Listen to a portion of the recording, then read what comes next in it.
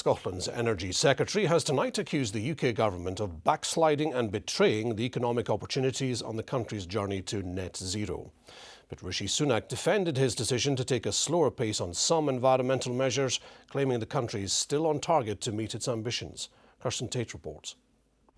That when you ask most people about climate change. Yesterday, the Prime Minister backtracked on some of the UK's net zero policies. But today, he insisted the country will still hit the target of net zero by 2050.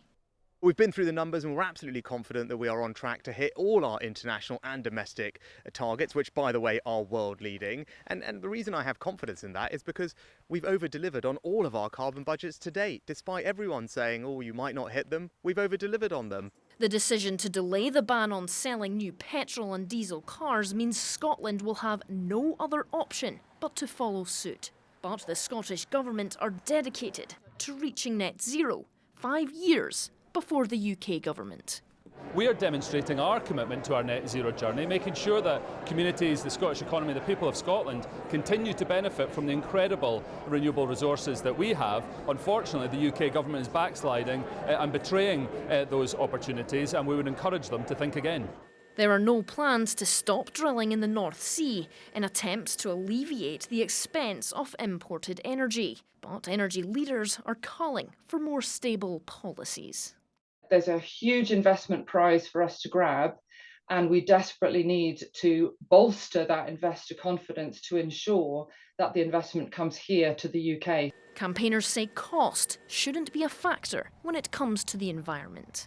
Honestly, one of the most disappointing aspects of yesterday, and there were many disappointing aspects, was this framing of economy versus environment.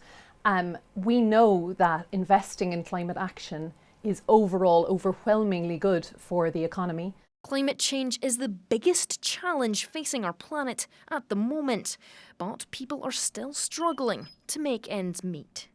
I think all he does is muddy the water.